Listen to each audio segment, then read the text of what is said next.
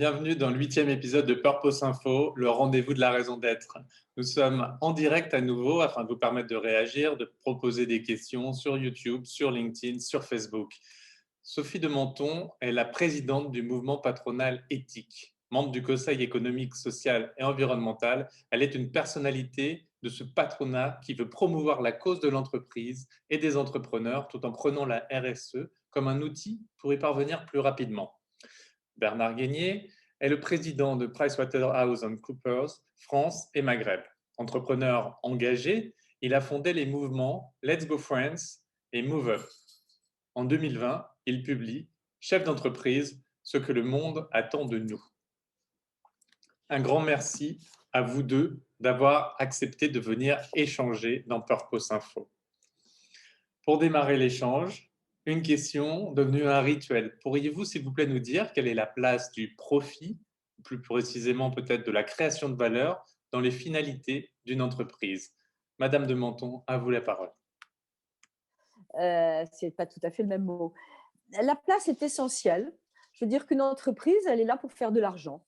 En d'autres termes, alors on va voir à quel point elle peut faire beaucoup d'autres choses, mais une entreprise qui ne gagne pas d'argent, qui n'est pas profitable, ne peut pas grandir, ne peut pas bien suffisamment rémunérer ses salariés, ne peut pas recruter. Donc, il faut éviter de perdre ça de vue en France et je tiens beaucoup à ce que soit réhabilité le profit.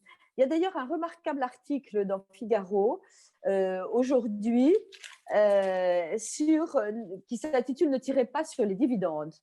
Et c'est Bertil Bayard qui l'a écrit, car assimilé au profit, qui est forcément injuste et forcément volé aux salariés, il y a le dividende. Je ne sais pas si vous avez noté, mais peut-être que ceux qui nous écoutent le savent bien. On a très peur de la distribution des dividendes. Il ne faut pas distribuer de dividendes, il ne faudrait pas en verser. C'est les actionnaires, le gros actionnaire avec un cigare et un gros ventre qui en profitent. Et c'est quelque chose d'injuste qui est volé aux salariés. Non, tout ça, c'est fondamental. Ça permet à chacun d'exercer son métier. Ça permet aux entreprises de se développer. Donc, c'est fondamental. Ce n'est pas exclusif, mais c'est fondamental. Bien, moi, de mon côté, si je peux rajouter, bien sûr, je suis tout à fait d'accord avec ce que vous venez de dire. Hein, c'est vraiment très important de rappeler que oui, le profit doit être quelque chose de vu positivement, mais, et que chacun doit avoir sa place dans la création de valeur, pour revenir au terme qui a été abordé tout à l'heure. Moi, je pense que le profit, d'abord, il y a les profits et les pertes. Les pertes, c'est le risque, le profit aussi. Et le profit et les pertes, c'est la rémunération d'un risque pour l'investisseur.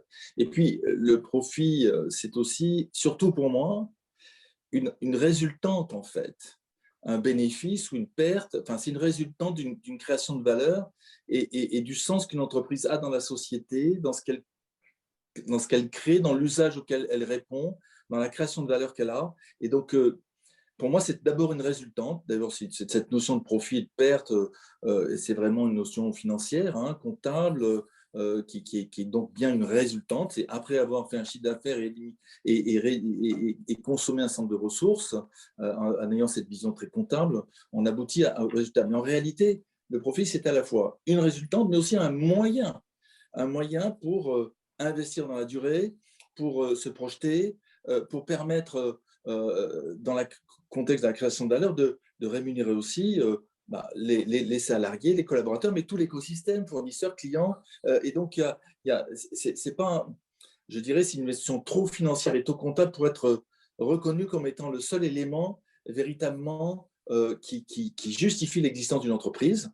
Et pour moi, c'est ça qu'il faut avoir en tête et qui doit être de plus en plus valorisé pour aller vers le long terme. C'est-à-dire qu'une entreprise, elle ne fait pas simplement un profit à court terme, elle contribue à long terme dans son rôle, dans le sens qu'elle donne, à l'action qu'elle mène, dans son domaine, évidemment. Il ne s'agit pas de faire porter tous les sujets de la Terre, mais au moins qu'elle contribue à long terme au bien commun et aux besoins humains, en réalité. Le rôle de l'entreprise, c'est de répondre à des besoins humains. Et c'est ça qui compte le plus. Donc, je le dis et je le répète, un profit, une résultante, un moyen, et pas l'essence même de l'entreprise.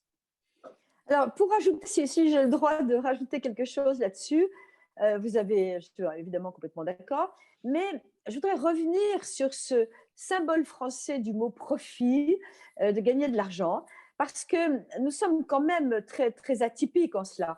Je vais vous donner un exemple. Pendant cette pandémie, les entreprises se sont battues, mais sur tous les plans, pour fournir des gels, pour fournir l'hospitalisation privée au début de l'oxygène. Nous sommes battus pour installer des centres de dépistage, nous-mêmes à Éthique, des entreprises parmi les nôtres.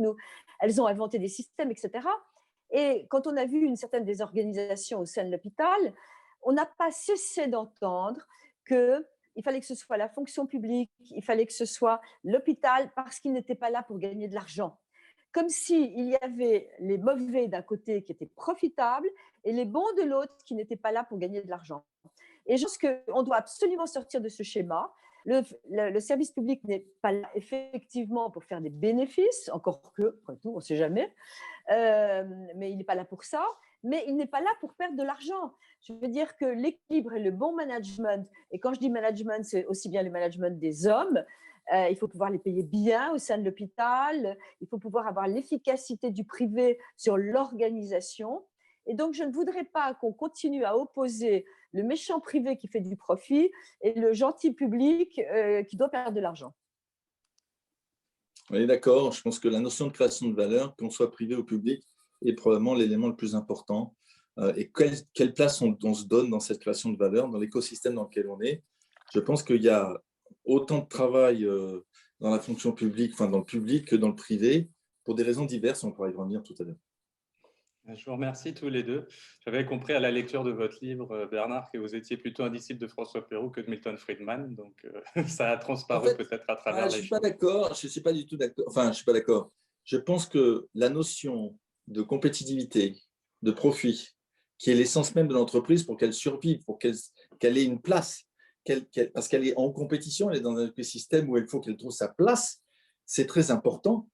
Mais en même temps, et je ne vais pas faire référence à d'autres choses, mais la notion de coopération, de sens du collectif, du bien commun, doit être au cœur de la vision de long terme de l'entreprise. Et c'est cet équilibre qui, à mon avis, dans la crise a été mis en avant, ce déséquilibre qui, depuis 30 ou 40 ou 50 ans dans nos sociétés, a conduit à pousser le court terme, doit nous inciter à regarder le long terme, parce que la crise nous a montré toutes nos fragilités individuelles et collectives, et que la défense du collectif, notre capacité à agir en collectif et en collaboration, en coopération, est l'essence même de la société humaine, et c'est ça qui nous permet de nous projeter. Et on a eu trop tendance à croire que, en se projetant simplement à court terme, en ayant l'impression qu'on dominait un peu le monde et même notre environnement, on pouvait être dans une sorte d'hubris, dominer le monde. Je pense qu'on a bien touché du doigt avec le virus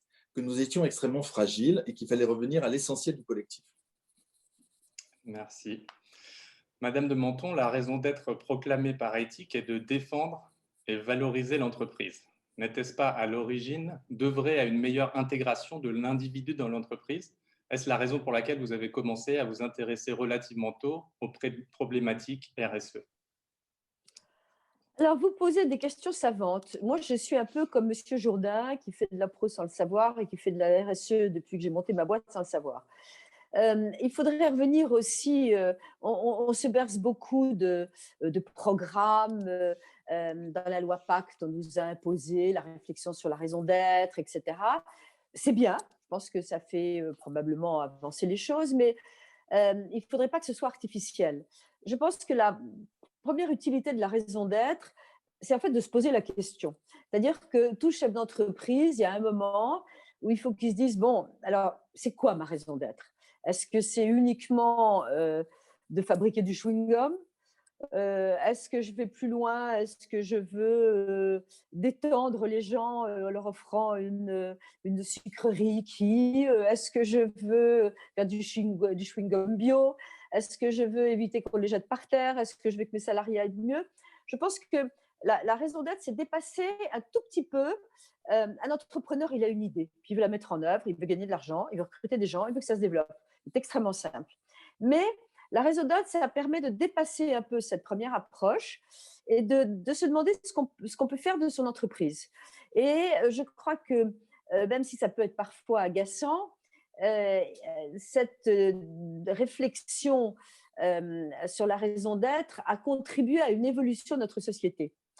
Et il ne faut pas se faire d'illusions non plus. Ce n'est pas un gouvernement qui décide d'inscrire la raison d'être dans la constitution des entreprises qui va changer quelque chose.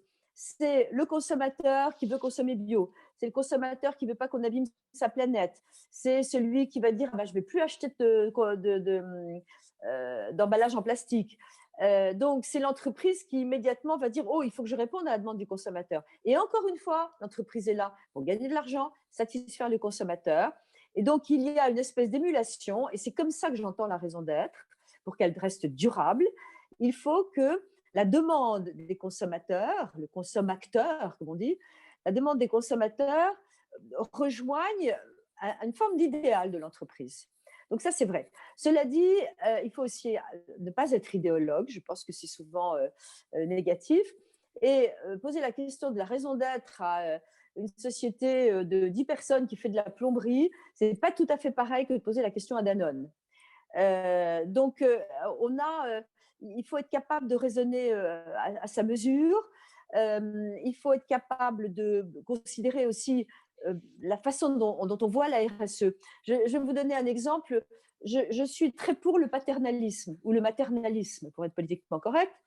Et c'était quand même une façon de prendre soin des salariés. Alors, il y a tous les défauts, je ne vais pas être paradoxale, mais c'était important, on prenait soin des salariés à un moment où il n'y avait pas de protection extérieure. Ce paternalisme a été finalement enlevé à la direction de l'entreprise, au chef d'entreprise, pour être repris pour le bien des salariés par les syndicats. Et ça n'a pas toujours été très bien. Je vais vous donner un exemple. J'avais une petite boîte qui a grandi puisque je l'ai vendue au groupe Téléperformance et j'avais 1400 personnes. C'était un centre d'appel. Et au début, j'avais 15-20 personnes. Et mon grand plaisir était, à l'arbre de Noël, d'aller acheter les cadeaux, de savoir quel salarié avait des enfants, quel âge, de faire des cadeaux. Enfin, c'était quelque chose qui me faisait très plaisir. Ça a duré assez longtemps, jusqu'à ce qu'on soit une cinquantaine. Et puis un beau jour, on est venu me voir, on a écouté, c'est terminé. C'est pas à vous de faire des cadeaux. C'est nous, les syndicats et le comité d'entreprise, qui allons décider de donner un chèque cadeau. Et c'est drôle parce que ça a été assez violent. Alors, c'est une anecdote, mais il ne faut pas non plus dépersonnaliser l'entreprise quand c'est une PME. Et je pense que le rôle des chefs d'entreprise dans les PME est prioritaire, et pour la raison d'être, et pour le bien-être des salariés, et pour la décision qu'il a de les intéresser ou pas. Et en particulier à Éthique, et j'arrêterai là, en particulier à Éthique, nous sommes en train de travailler sur la façon de partager la valeur. Je pense, contrairement à beaucoup en France, qu'il ne faut surtout pas que les patrons soient moins riches, mais qu'il faut surtout que les salariés soient beaucoup plus riches. Et ça concerne et les entreprises et les prélèvements, bien sûr, et la façon de mobiliser, de motiver des salariés qui seront de plus en plus intéressés au développement commercial, etc., et qui donneront aussi le meilleur d'eux-mêmes, sachant que c'est toujours égoïste, sachons-le, dans une entreprise. Quand on veut des salariés très heureux, c'est aussi et surtout pour le bien de l'entreprise. Peut-être pour commenter là-dessus, je suis d'accord avec ce qui a été dit, hein, mais peut-être je vais dire autrement sur un certain nombre de points, peut-être quelques commentaires. Le premier, RSE, raison d'être, finalement, pour moi, c'est intimement et stratégiquement lié aujourd'hui. On ne peut plus se poser la question de savoir à quoi sert mon entreprise, qu'on soit PME ou grande entreprise, avec tout ce que vous avez dit comme différence dans la taille, dans la capacité à agir sur son marché. Une grande entreprise agit sur son marché, une entreprise locale n'agit pas sur son marché, elle s'y adapte. Et donc, un patron de PME que je connais, quel qu'il soit, la question de la raison d'être pour eux va être, je dirais, dans des limites de capacité à agir qui est évidemment très différente qu'un Danone, comme vous le disiez. Donc, pour moi, la notion de raison d'être n'est ni plus ni moins qu'un retour aux sources de l'entreprise, c'est-à-dire, en fait, à quoi je sers dans la société dans laquelle j'évolue, quelle est ma responsabilité, j'ai une idée, je réponds à un besoin, je considère que un certain nombre de problématiques ne sont pas résolues, et moi, en tant qu'entrepreneur, j'ai envie de contribuer à répondre à ces besoins humains. Eh bien, je me lance à faire une entreprise. Quand je me lance, je dois réfléchir à toutes mes parties prenantes et à me dire si je veux vraiment être consommé, est-ce que mon produit va plaire ou mon service va plaire, il faut que que je sois dans la société, que j'ai une responsabilité à tenir. Et là, je pense que les choses ont évolué, pour moi, très clairement, depuis 30 ou 40 ans. C'est que lorsqu'on était chef d'entreprise il y a 30, 40, 50 ans, on ne se posait pas la question de la planète, honnêtement. On se posait probablement moins les questions des ressources humaines autant qu'aujourd'hui, parce que les attentes sont différentes, les enjeux sont différents, et donc la maturité, je dirais, sociale, sociétale, a largement évolué, et l'enjeu et l'urgence environnementale est tellement forte qu'on ne peut pas se départir de regarder ces deux sujets, quel que soit le niveau d'entreprise que l'on porte. Et à un moment donné, la responsabilité, la dimension humaine des relations qu'on a en tant que chef d'entreprise, qu'on soit petite ou grande, est une force fondamentale qu'il faut savoir mettre en avant, non pas comme prédateur, mais comme acteur d'une responsabilité. Et il faut que chacun trouve sa place. Et aujourd'hui, c'est très difficile. Je dirais que c'est plus difficile aujourd'hui que ce n'était il y a 40 ou 50 ans. Et c'est donc pour moi d'ordre stratégique. Pour les très très grands, c'est d'ordre stratégique. Pour une PME locale, c'est de l'ordre de trouver sa place dans l'économie locale à laquelle on appartient. Parce que sinon, les consommateurs et les collaborateurs, ou les consommateurs et les collaborateurs, se détourneront de nous en tant que chef d'entreprise. Bernard, vous semblez croire, dans votre ouvrage, dans vos prises de parole, vos articles, vous semblez croire au retour du long terme, favorisé notamment par la pression des parties prenantes. Est-ce que vous pourriez élaborer sur ce point? Est-ce que c'est un rêve ou c'est la réalité? Ouais. C'est ce que je viens de dire, c'est-à-dire que historiquement, une entreprise, elle était dans un écosystème assez court. J'achète, je transforme, je produis, je vends. Aujourd'hui, la demande sociale, la demande environnementale, l'écosystème autour des entreprises est beaucoup plus demandeur, beaucoup plus complexe. Et donc, nécessite, au-delà du profit à court terme que l'activité peut générer, de se poser la question de savoir quelle est ma responsabilité vis-à-vis de mes salariés, vis-à-vis de mes fournisseurs, vis-à-vis de mes clients. Et ces acteurs-là ont des moyens, je dirais, d'impact sur mon entreprise beaucoup plus considérable qu'avant, par les réseaux sociaux, par leur capacité à agir, par leur maturité, ce qui n'était certainement pas le cas il y a 30, 40 ou 50 ans. Voilà, moi, ça me paraît être le point assez clair de l'évolution. Et donc, cette notion de long terme, qui ne se départit pas du profit, de la nécessité du profit, doit être mis en avant et doit être rééquilibré. La recherche, il faut bien le reconnaître, un système qui était très orienté vers une rentabilité financière au profit, probablement dans un système qui est devenu très inégalitaire, de quelques-uns. Et quand je dis de quelques-uns, c'est d'une tranche de population qui a bénéficié, en fait, dans nos sociétés occidentales, je vais me limiter à ça, la croissance a bénéficié quand même à une petite partie, et c'est bien toutes les tensions sociales qu'on voit émerger dans toutes les démocraties, qu'elles soient françaises, européennes ou américaines. Et donc ce rééquilibrage du social par rapport à l'économique est évidemment un élément que la crise a mis en avant. Je ne suis pas certain qu'en sortie de crise, on en tire toutes les leçons et que ceux qui sont en première ligne, comme on a pu le dire, est-ce qu'on va les reconnaître véritablement à l'aune de l'importance qu'a leur rôle en termes de relations humaines, en termes de prendre soin, en termes de capacité à créer du lien social, ce qui, dans le monde antérieur à la crise, était peut-être quelque chose qui avait été ignoré, oublié, pas pris en compte. Je pense que c'est des évolutions qui vont faire naître des changements. Si je peux dire un mot, je vous en prie. Je pense que vous avez tout à fait raison. Derrière le long terme et le court terme, il faut bien distinguer. Pour des entreprises, il peut y avoir, par exemple, quand c'est la gestion, il peut y avoir du très court terme. Il faut se dépêcher, il faut rattraper le chiffre d'affaires. Imaginons une sortie de crise pour les restaurants, etc. On ne va pas être dans le long terme, on ne va pas tout de suite tirer les conséquences de ce qui s'est passé. C'est notre boulot. Il faut reprendre les bonnes vieilles habitudes. Moi, le monde d'après, ça me fait rigoler. J'aimerais beaucoup qu'on retrouve déjà un tout petit peu le monde d'avant. Et puis après, on va réfléchir. Maintenant, là où vous avez soulevé une vraie question, c'est la reconnaissance de ce qu'on appelle être les premières lignes. Moi, je pense que ce qui m'a frappée et ce que je tire de cette crise, peut-être parce que je suis présidente d'éthique et que je regroupe des entreprises qui ont toutes essayé de lutter contre la pandémie, chacune avec son activité, avec des boîtes que je connais, des boîtes comme Guino, qui en 2 minutes ont transformé une boîte de produits de beauté, c'était du gel hydraulique, oui.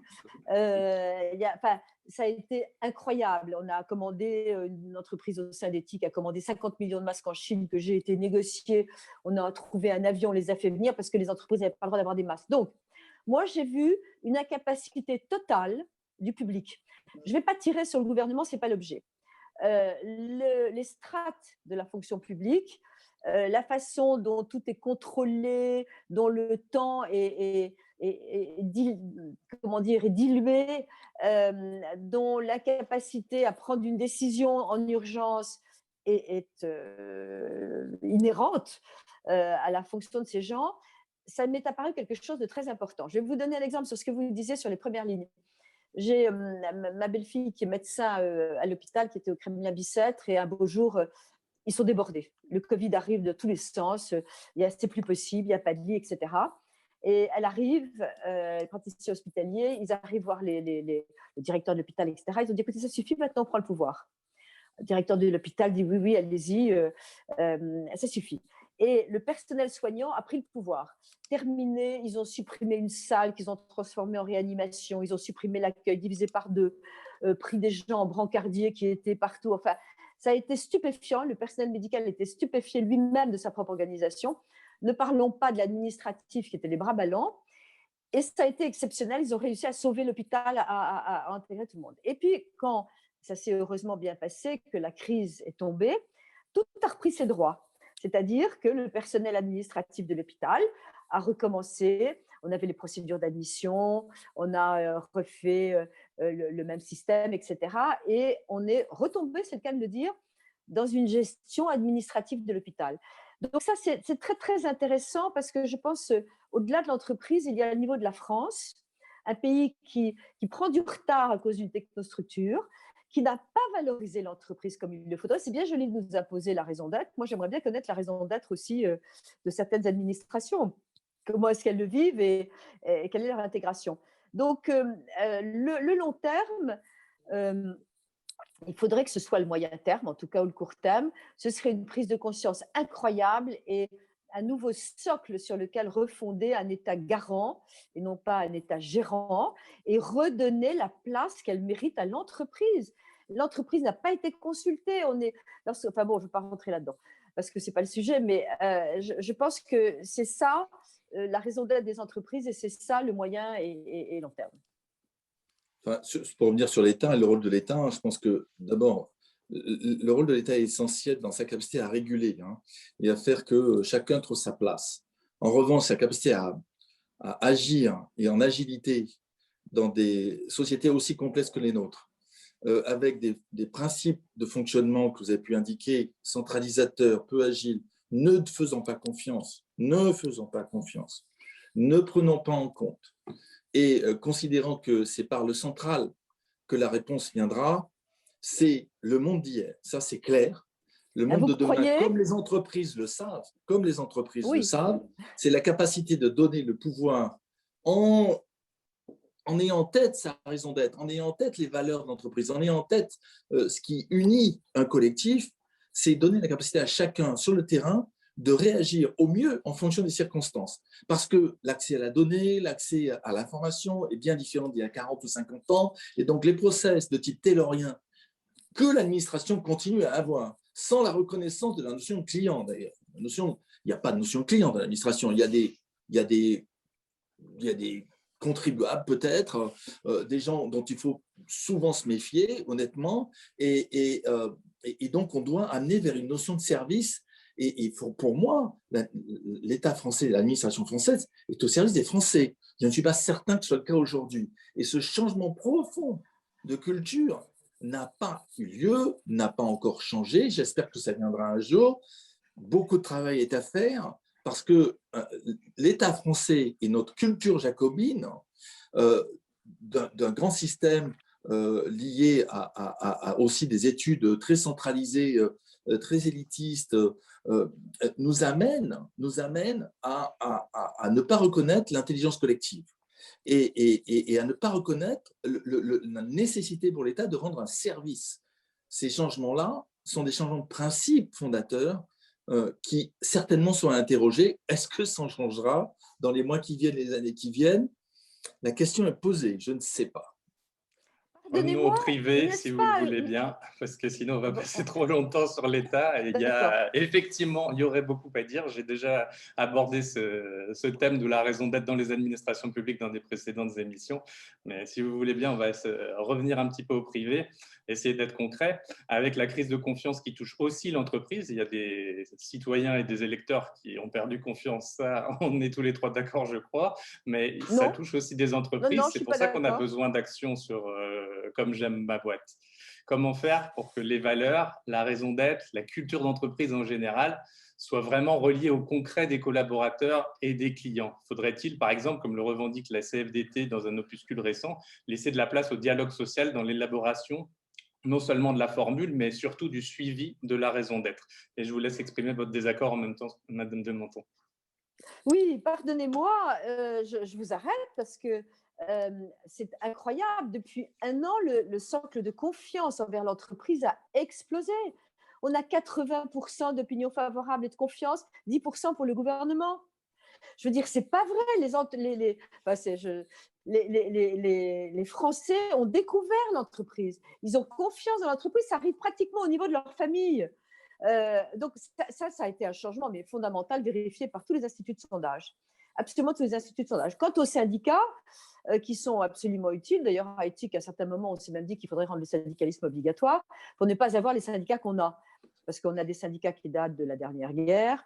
Et donc, je pense qu'il faut changer complètement aussi ça. Je crois que le dialogue social, je veux dire, c'est un mot de l'ancien monde aussi. Le dialogue social, on l'a tous les jours dans nos entreprises. D'ailleurs, les syndicats qui sont dans nos entreprises, ça se passe très bien. Ils passent des accords, y compris la CGT, ils passent des accords avec nos entreprises, dans nos entreprises, qui ne sont pas du tout les accords qui sont au niveau national. Vous pouvez avoir au niveau national tout le monde dans la rue et ça se passe très, très bien avec la CGT dans votre boîte. Donc ça encore, on est figé.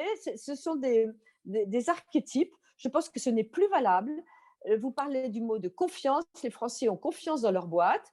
Que les médias aiment beaucoup les drames du méchant patron qui vire, et il y a de l'exploitation évidemment, il y a des patrons ignobles évidemment, mais il y a des salariés ignobles aussi. Mais bien sûr qu'il y a des excès, bien sûr que le management est à améliorer, mais je suis désolée, la confiance, elle a basculé, elle a changé de camp. Pour préciser, avant de laisser la parole à Bernard Guénier, dans mon esprit, la question du manque de confiance en entreprise, il est surtout lié au manque de formation des managers à manager, au micromanagement.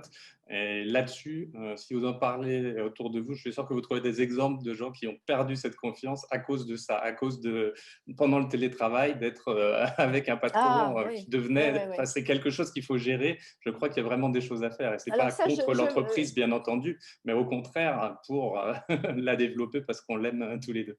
Oui, je vous laisse répondre. Je rajoute juste un tout petit mot parce que ça, effectivement, mes 2 secondes, je vous laisse répondre, mais vous avez tout à fait raison. Ce n'est pas une question de confiance, c'est une question qu'on s'est trouvé devant une situation terrifiante. Je vais vous dire, je suis personnellement épuisée, déroutée de ne pas avoir les gens avec qui je travaille devant moi. J'ai besoin de mes salariés, j'ai besoin de les voir, j'ai besoin de leur contact, j'ai besoin qu'ils m'inspirent. Et les managements à distance, passer 4 coups de fil ou les voir derrière un écran où tout le monde ne met pas la vidéo parce qu'on n'a pas envie de voir qu'il y a la cuisine derrière, c'est juste pas supportable. Donc d'accord, on n'a pas été bon. Je vais vous dire, il y a eu bien pire que nous, il y a eu les profs. Parce que ça, la catastrophe de l'enseignement en matière d'enseignement à distance, c'est réel. Donc là, je pense qu'il n'y a personne à accuser, sinon une inexpérience désolante. Et peut-être rebondir là-dessus, sur le court terme, enfin, quand je dis le court terme, c'est la situation de crise qu'on a vécue. Évidemment, c'est très, très compliqué pour tout le monde. Et pour les managers, ça se rajoute au point de long terme qui est votre question. Hein. Mais à court terme, c'est très, très compliqué pour les managers de créer le lien, de créer un collectif sans qu'on puisse, lorsqu'on est à 100% télétravail, c'est très compliqué. Je pense que dans les lieux où il n'y a pas eu la nécessité d'un confinement ou parce que le travail nécessitait de le faire en collectif avec des gestes barrières, etc., évidemment, la notion de collectif était beaucoup moins atteinte et attaquée par justement les contraintes. Mais sur le long terme et le rôle des managers intermédiaires, appelons ça comme ça, on vit dans un monde qui change à une vitesse phénoménale, au sens où dans ces entreprises où il y a des managements intermédiaires, donc là on ne parle pas de TPE où le patron est un peu un Deus ex machina, il connaît tout le monde, il est capable de créer ce lien. Lorsque vous avez des étages intermédiaires, dans un monde où il faut être agile, rapide, où les valeurs, la raison d'être sont mis en avant et où les fondamentaux tayloristes, si je puis dire, du XXe siècle sont en train de disparaître, le commandement par le statut, par les règles du jeu à suivre obligatoirement sont remis en cause. Et donc, pour le manager intermédiaire, c'est très compliqué parce qu'il se retrouve non plus en train d'imposer un point de vue par justement cet environnement historique, mais par un nouvel environnement qui l'oblige à être au service d'un collectif, à emmener par le sens de son action, par son leadership, comme on dit, les collaborateurs avec qui il travaille, pour qu'ils donnent le meilleur d'eux-mêmes. C'est un changement fondamental de mode de management, c'est un changement fondamental d'attitude, c'est un changement fondamental de responsabilité. Et je pense que c'est ça qui crée les tensions dans les entreprises aujourd'hui, avec le phénomène du petit chef, le phénomène de managers intermédiaires qui ont une difficulté à prendre en compte la diversité, qui prennent en compte aussi le rapport homme-femme, évidemment, dans l'entreprise. Tous ces sujets qui, aujourd'hui, ne sont plus de moins en moins acceptés parce que la société change. Et donc, pour eux, c'est très difficile. Et pourtant, ils sont indispensables, me semble-t-il, ce management intermédiaire, parce que c'est eux qui permettent au collectif de s'exprimer et à chacun à l'intérieur de ce collectif de s'exprimer. Et donc, cette tension-là qu'on vit de plus en plus me paraît être facilement… Enfin, on peut le résoudre dès lors qu'on apprend à ce management intermédiaire à se connaître soi-même, à accepter ses limites, à remettre en cause des habitudes, à ne pas imaginer que le statut suffit à être un chef. Et donc, beaucoup de changements qui nécessitent de la formation, qui nécessitent un certain lâcher-prise, si je puis dire, de façon à reconnaître à la fois ses forces et ses faiblesses. Et à ce moment-là, le dialogue à l'intérieur du collectif change. Voilà, donc moi, ça me paraît être, pour moi, une capacité pour l'entreprise, si elle arrive à se transformer grâce à ce management intermédiaire, à être beaucoup plus résiliente, beaucoup plus agile, beaucoup plus flexible. Mais c'est un long chemin et selon les entreprises, la situation est plus ou moins mature, on va dire, et il y a encore énormément de travail. Continuons sur le management par la confiance. C'est la suite logique du débat. Jusqu'où cette confiance doit-elle aller selon chacun d'entre vous? Croyez-vous au modèle de l'entreprise libérée promu par Isaac Getz notamment? Enfin, si vous voulez, moi, l'entreprise libérée, c'est une sorte de concept intéressant qui me paraît, pourquoi pas, une idée à suivre ou à essayer de mettre en musique. Moi, je pense que, comme je viens de le dire, le sujet de l'entreprise aujourd'hui, c'est que chacun ait sa part de responsabilité. Et pour revenir à ce que dit Madame de Menton tout à l'heure, il y a des patrons prédateurs, mais il y a aussi des collaborateurs prédateurs. Donc, il y a des règles du jeu. C'est pas le monde de l'entreprise, c'est un monde de responsabilité. C'est un monde de raison d'être, de valeurs. Et donc, ma conception, moi, au quotidien, c'est de dire je ne vais pas mettre en place des processus de contrôle partout sur tout.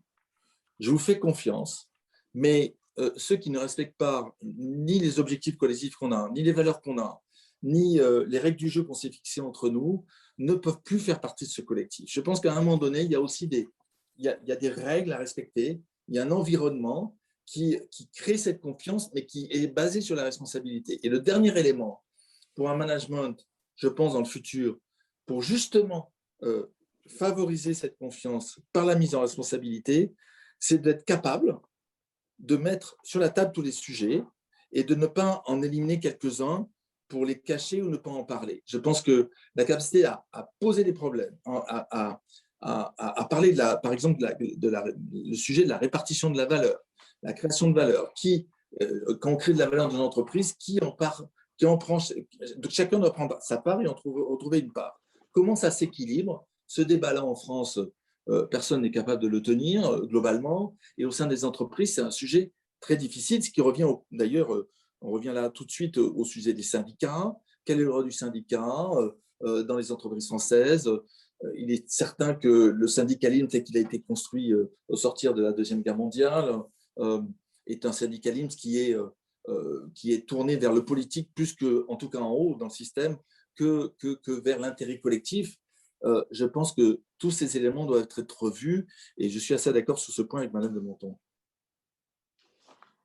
Alors, si vous me demandez mon avis sur la confiance, c'est quelque chose de très compliqué. C'est un mot sympathique qui, effectivement, mais oui, il faut faire confiance, etc.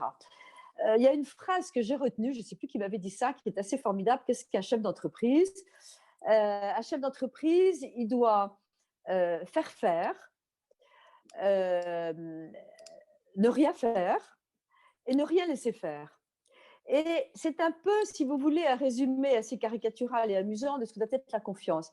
C'est-à-dire qu'il faut essayer d'aller jusqu'au bout de la confiance envers ses collaborateurs. Moi, je sais que j'ai toujours dit, vous ferez des erreurs, il ne se passera rien, mais vous ne ferez pas d'erreur parce que vous avez eu peur d'en faire une et vous n'êtes pas intervenu. Là, ça ira très mal. Donc, je veux dire que la prise de risque, c'est aussi compliqué, c'est lié à la confiance. Donc, c'est beaucoup plus compliqué que ça, la confiance. Nous avons des devoirs, ça dépend aussi des catégories d'entreprises. Nous avons des devoirs envers nos clients, envers nos consommateurs. Il faut une confiance, d'accord, mais avec des vrais contrôles, parce qu'on ne peut pas, dans certaines entreprises, se permettre de laisser aller ou de laisser mal faire. Donc, c'est très, très difficile à mettre en place. Ça va d'ailleurs avec quelque chose qui me trouble un peu, moi, c'est le concept de transparence. C'est bien la transparence, jusqu'où? Je ne suis pas sûre que la transparence soit quelque chose de magique et qui soit une garantie d'éthique, du tout. Je pense que tout n'est pas destiné à être dit, que tout n'est pas forcément destiné à être montré, et que c'est faire fi de la nature humaine que de penser qu'on peut faire confiance à n'importe qui et tout montrer à n'importe qui. Donc non, je pense qu'il faut un véritable jugement. On est trop souvent bercé aujourd'hui par de belles idées qui n'ont rien à voir avec la réalité. Je veux dire que la confiance, ça se travaille, ça dépend des gens. Je suis désolée, il y a des gens dans votre entreprise à qui vous pouvez faire complètement confiance et d'autres pas. C'est comme ça. Le nier n'est pas une avancée. En revanche, la tendance, effectivement, est à des organigrammes plutôt plats. La verticalité, la pyramide plutôt a fait son temps. Je pense que c'est très important d'être autonome, pas confondre confiance et autonomie. Quelqu'un qui est autonome, c'est quelqu'un à qui on a fait confiance mais qu'on a formé pour ça. Donc, il ne faut pas se gorger non plus de magnifiques mots qui ne recouvrent pas grand-chose souvent. Oui, je suis d'accord. Il ne faut pas faire de l'angélisme sur tout ça. Hein. Je pense que c'est un point clé. Je parle de responsabilité. Donc, à un moment donné, il faut que les gens soient responsables. S'ils ne sont pas capables de l'être, il faut évidemment les mettre dans un dispositif qui permette de vérifier que ça fonctionne. Et d'ailleurs, un certain nombre de personnes, et beaucoup dans l'entreprise… Ils ne veulent pas, d'ailleurs. Ils veulent pas. Exactement. Ne veulent pas. Ils veulent avoir un cadre. Ils veulent savoir où ils se situent. Si vous les laissez trop autonomes, vous les perdez. Et ça conduit à des phénomènes comportementaux qui ne sont pas en fait dans l'objectif que vous avez fixé. Donc, à un moment donné, tout ça n'est pas si simple, et je suis d'accord. Donc, il faut responsabiliser, il faut former pour ça, il faut créer un cadre.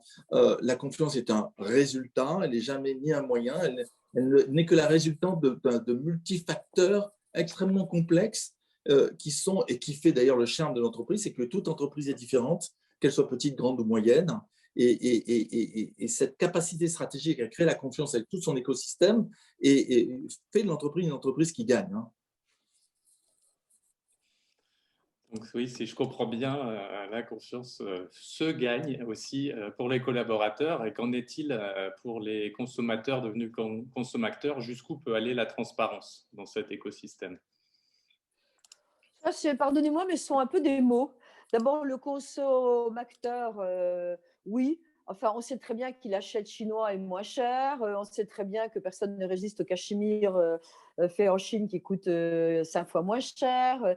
Ils le deviennent de plus en plus, pas tous. C'est vrai que voilà, mais en ce moment, par exemple, moi, j'ai à Haïti on a dit les viticulteurs et les agriculteurs ont tellement souffert avec ce sont des entrepreneurs comme les autres avec le gel qu'il faut être particulièrement conscient et les aider. Ça s'oublie vite quand on fait le marché. Enfin, bon, le consommateur, oui, il devient de plus en plus responsable, surtout les jeunes d'ailleurs. Je pense que les moins de 30 ans qui sont avec le petit Yuka et un QR code pour regarder la composition des produits dans les supermarchés, c'est assez intéressant. Mais voilà, encore une fois, il y a une nature humaine qui est là. Il faut suivre une évolution. Il ne faut pas idéaliser. Et je pense que les choses évoluent doucement. Ça va pas brutalement. Le monde ne va pas changer brutalement. Bon, le consommateur, je pense que si on parle de consommateur aujourd'hui, c'est parce que sa capacité à agir sur l'entreprise, au moins les grandes, est plus forte par les réseaux sociaux, par les médias. C'est plutôt ça qu'il faut se dire. Est-ce que le consommateur, lui, a changé?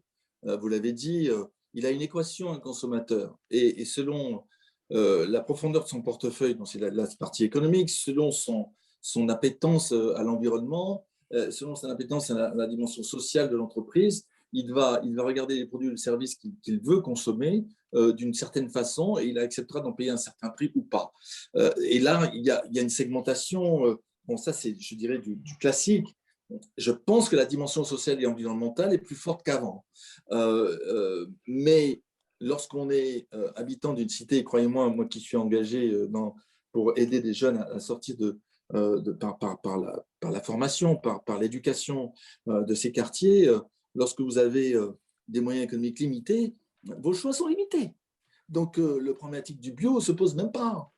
Donc, à un moment donné, c'est aussi, je dirais, des discours un peu angéliques, ou en tout cas, pour un certain nombre de personnes qui vivent dans certains quartiers, mais pas partout en France. Donc là aussi, il faut faire très, très attention à ça. Et lorsqu'on est chef d'entreprise, il faut connaître ses clients.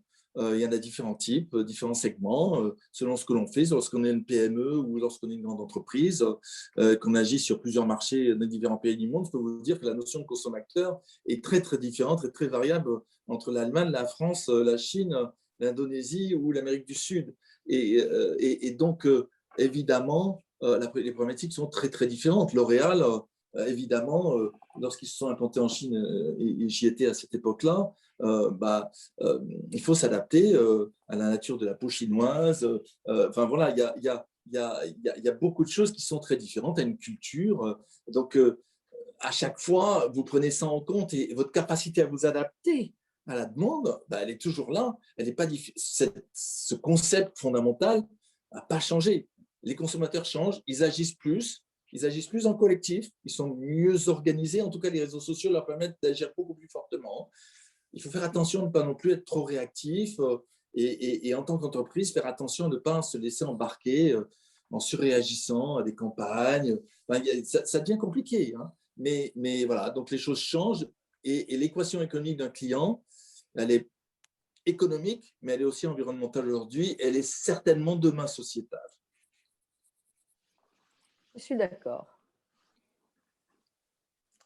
Et croyez-vous qu'il soit possible, peut-être grâce à l'intelligence artificielle, avec notamment des applications comme Yuka, quand elles seront connectées directement avec des bases de données publiques, d'aller vers plus d'alignement des marques avec les valeurs des consommateurs, notamment sociétales, qui évoluent plus rapidement que les valeurs traditionnelles. Les valeurs traditionnelles ont des cycles qui étaient plutôt vers les 30 ans, les valeurs sociétales entre 5 et 10 ans. Bon, les marques elles ne sont que le reflet, elles encapsulent, je dirais, une entreprise, elles la reflètent par un positionnement, Donc, nécessairement, elles reflètent la raison d'être d'une entreprise s'il y en a une. Elles doivent être très, très cohérentes. Et c'est très difficile d'être une marque renommée aujourd'hui parce que la nécessité de cohérence est très compliquée et très complexe dans le monde d'aujourd'hui. Donc, être une marque forte implique une grande discipline, une grande cohérence, et tous les petits actes contradictoires que peuvent avoir les collaborateurs, les patrons, à un moment ou à un autre, sur un marché, un endroit ou à un autre, peut être repris sur un autre marché et vous êtes contradictoire.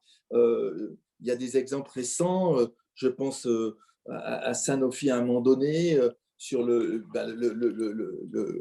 vaccin, où il y a eu des annonces qui ont été faites par son patron aux États-Unis, qui ont été repris en France avec un tollé parce que c'est une interview aux États-Unis qui a été forcément mal comprise.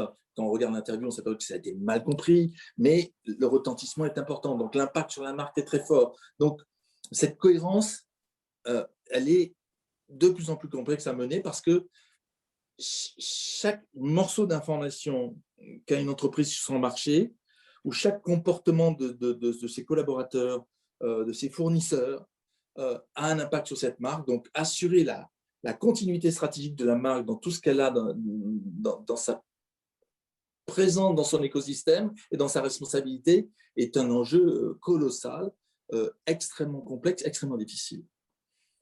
J'ai envie de dire que l'intelligence artificielle, les réseaux sociaux, etc., tout ça, ce ne sont que des outils. Et finalement, une entreprise bien gérée, elle a une entreprise de taille moyenne, une grande entreprise, etc. Elle a une façon de manager, elle a une forme de communication, elle a une façon de s'adresser à ses clients, de les connaître. Quand on est Damar, on n'est pas forcément, on ne s'adresse pas comme quand on est Zara. Les marques, c'est très particulier, c'est marqué par, c'est le cas de le dire, marqué par ses clients. Et je pense qu'il ne faut pas non plus faire un fromage d'outils.